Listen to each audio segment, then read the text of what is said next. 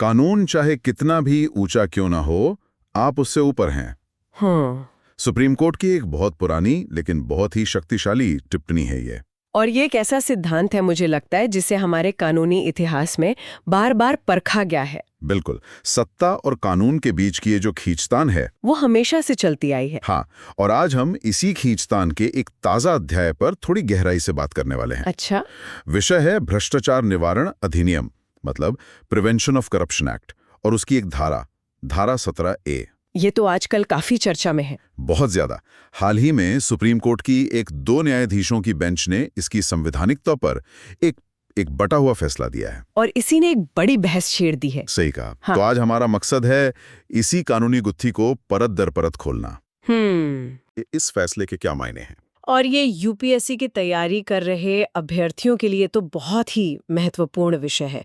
Governance और भारतीय राजनीति के अहम पहलुओं को छूता है ये। बिल्कुल। चलिए शुरू करते हैं। जरूर। ठीक है, तो सबसे पहले एकदम बुनियादी बात से शुरू करते हैं। ये धारा 17A जिस पर इतना विवाद हो रहा है, ये आखिर करती क्या है?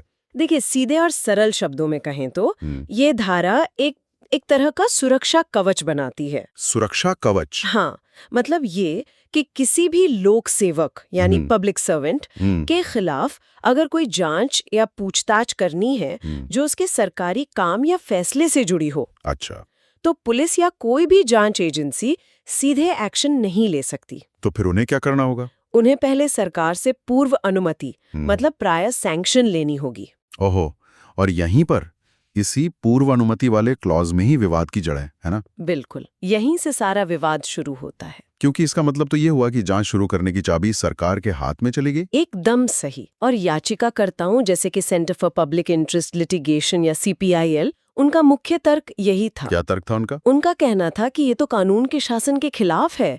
आप जांच एजेंसी के हाथ बांध रहे हैं ना।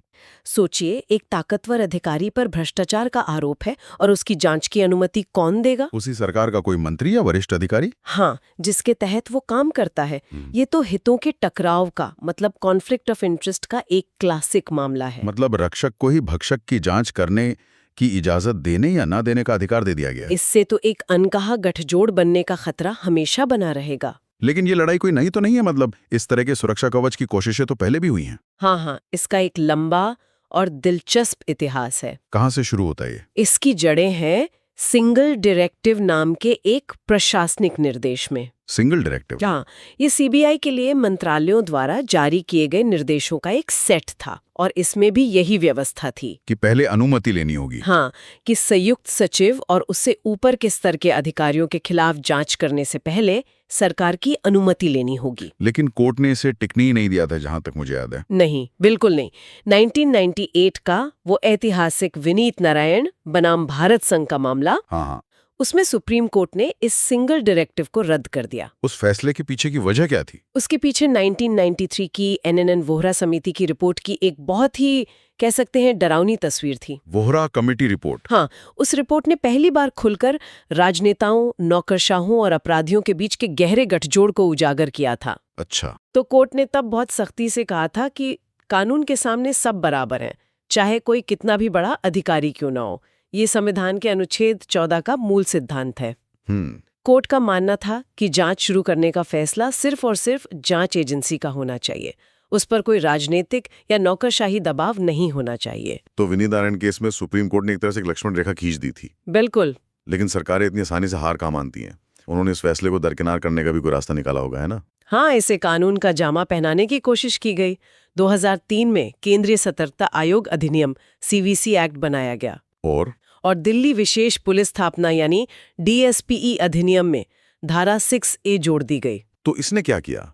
इसने प्रभावी रूप से उसी सिंगल डायरेक्टिव को एक कानूनी प्रावधान के रूप में वापस ला दिया। लेकिन ये कोशिश भी ज्यादा दिन नहीं चली। फिर आया डॉक्टर सुब्रमण्यम स्वामी बनाम निदेशक CBI का मामला। बिल्कुल। 2014 में एक संविधान पीठ ने इस धारा 6A को भी असंवैधानिक घोषित कर दिया। इस बार कोर्ट ने क्या कारण दिए? इस बार कोर्ट ने 2 बहुत ही ठोस और स्पष्ट कारण दिए। पहला, कोर्ट ने कहा कि ये अधिकारियों के बीच भेदभाव करता है। भेदभाव कैसे? ये सिर्फ संयुक्त सचिव और उससे ऊपर के अधिकारियों को सुरक्षा देता था, नीचे वालों को नहीं। तो कोर्ट ने पूछा, क्या भ्रष्टाचार पद देखकर होता है? अब बात तो सही है। क्या छोटे अधिकारी का भ्रष्टाचार कम गंभीर है? इसे अनुच्छेद 14 का साफ साफ उल्लंघन माना गया। ये तो बहुत तार्किक बात है। भ्रष्टाचार तो भ्रष्टाचार है, चाहे किसी भी स्तर पर हो। और दूसरा कारण क्या था? दूसरा कारण और भी गहरा था। कोर्ट ने कहा कि ये प्रावधान उसी अपराधी नौकरशाह राजनेता के गठजोड़ को बढ़ावा देगा, जिसकी बात वोहरा समिति ने की थी। हाँ, ये ईमानदार जांच को शुरू होने से पहले ही रोक देगा और भ्रष्ट लोक सेवकों को एक ढाल देगा। और यहीं पर कोर्ट ने अपनी वो प्रसिद्ध पंक्ति दोहराई।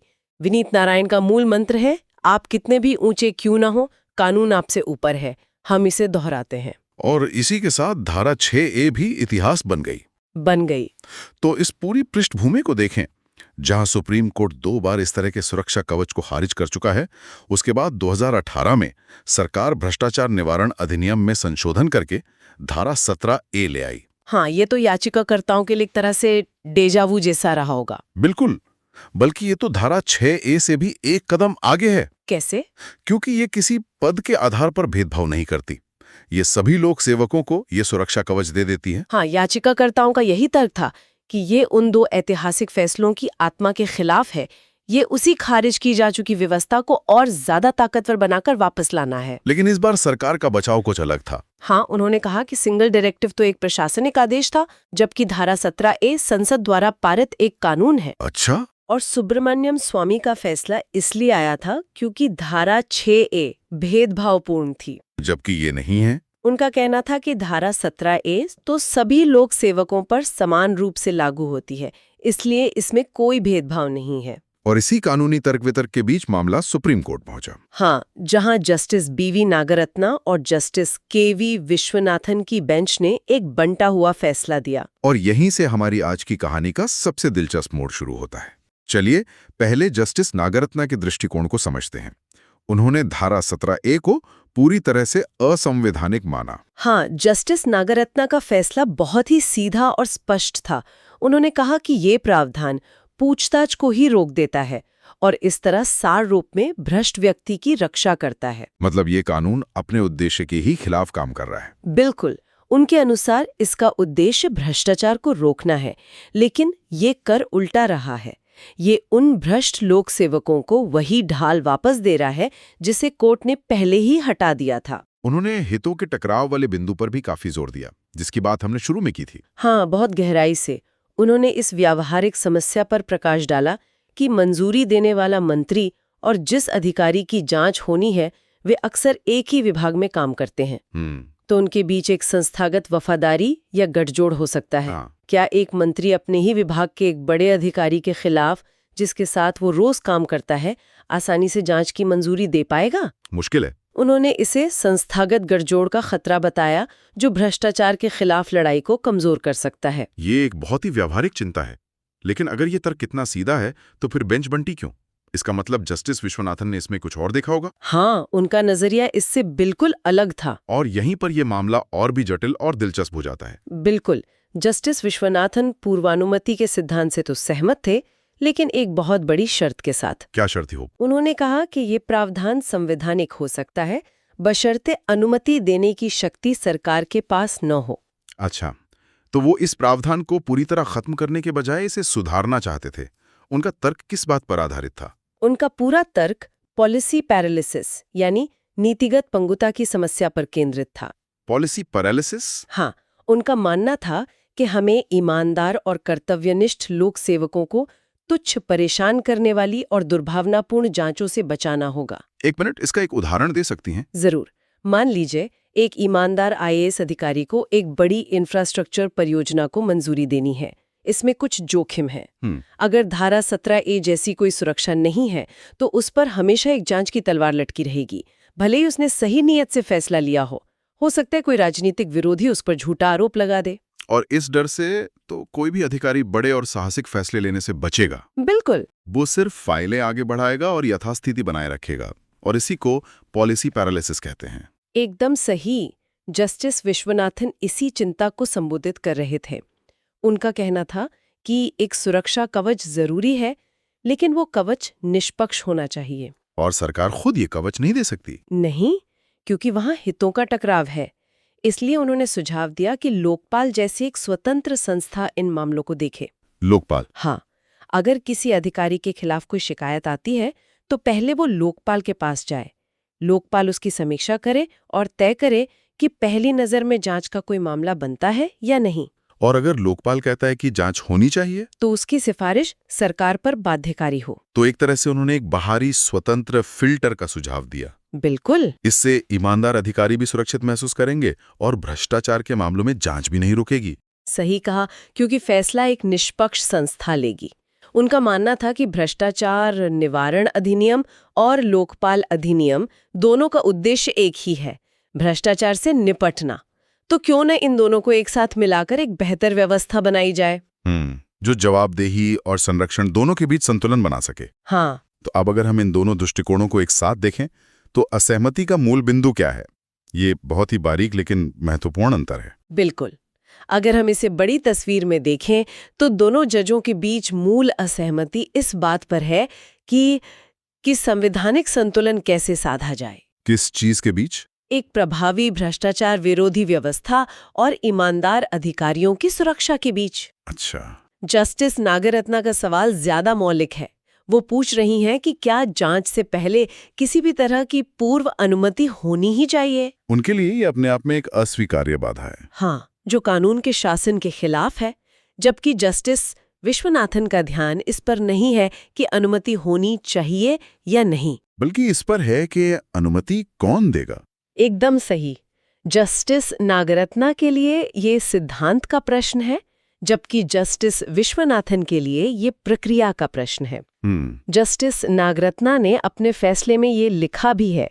सवाल ये था कि क्या पूर्व अनुमति दी जानी चाहिए, न कि ये कि सरकार के भीतर या बाहर किसे मंजूरी देनी चाहिए। मतलब उनके अनुसार अगर प्रावधान ही गलत है तो ये मायने नहीं रखता कि उसे कौन लागू कर रहा है। बिल्कुल। वहीं जस्टिस विश्वनाथन मानते हैं कि अगर लागू करने वाली एजेंसी स्वतंत्र और निष्पक्ष हो तो ये प्रावधान सही उद्देश्य पूरा कर सकता है। और इसी मौलिक असहमति के कारण ये मामला अब भारत के मुख्य न्यायाधीश को भेज दिया गया है। हाँ, ताकि एक बड़ी बेंच इस पर अंतिम रूप से फैसला कर सके। इसका मतलब है कि ये कानूनी गाथा अभी खत्म नहीं हुई है। बिल्कुल नहीं।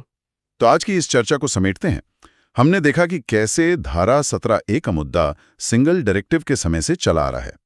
कैसे विनीत नारायण और सुब्रमण्यम स्वामी जैसे ऐतिहासिक फैसलों ने इसकी रूपरेखा तय की, जहां कोर्ट ने बार बार जांच एजेंसियों की स्वतंत्रता पर जोर दिया। और कैसे हालिया विभाजित फैसले ने दो बहुत ही महत्वपूर्ण और विपरीत दृष्टिकोण सामने रखे हैं। एक दृष्टिकोण जो किसी भी तरह की पूर्व अनुमति को भ्रष्टाचार के खिलाफ लड़ाई में एक बाधा के रूप में देखता है और मानता है कि इससे भ्रष्ट अधिकारियों को संरक्षण मिलता है। बिल्कुल।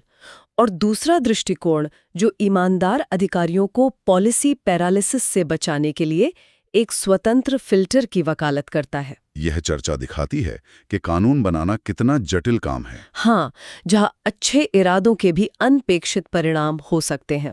एक तरफ भ्रष्टाचार पर लगाम कसनी है तो दूसरी तरफ यह भी सुनिश्चित करना है कि शासन का पहिया डर के मारे जाम ना हो जाए। बिल्कुल। और अब जब ये मामला एक बड़ी बेंच के सामने जाएगा तो ये हम सभी के लिए सोचने का एक महत्वपूर्ण प्रश्न छोड़ जाता है। क्या? कि एक ऐसी व्यवस्था कैसे बनाई जा सकती है जो ईमानदार अधिकारियों को बिना किसी डर के साहसिक निर्णय लेने के लिए सशक्त करे और साथ ही ये भी सुनिश्चित करे कि कोई भी कितना भी शक्तिशाली क्यों ना हो भ्रष्टाचार की जवाबदेही से बच ना सके। क्या लोकपाल जैसा कोई बाहरी स्वतंत्र फिल्टर इसका जवाब है, या फिर जांच से पहले किसी भी तरह की मंजूरी, चाहे वो किसी भी एजेंसी से क्यों ना आए, अपने आप में कानून के शासन को कमजोर करती है? हाँ, और भ्रष्टाचार को पनपने का मौका देती है। यही वो बड़ा सवाल है जिसका जवाब भविष्य में सुप्रीम कोर्ट की बड़ी बेंच को देना होगा। और इस विषय पर द हिंदू में प्रकाशित लेखों ने इस बहस को और भी गहराई दी है। हाँ, यूपीएससी के अभ्यर्थियों को निश्चित रूप से इस पर नजर रखनी चाहिए। इस विषय पर और जानकारी के लिए या अपने विचार साझा करने के लिए हमें कमेंट्स में बताएं। अगर आपको ये चर्चा उपयोगी लगी तो लाइक और सब्सक्राइब करें। हम आपके सवालों का जवाब देने की कोशिश करेंगे।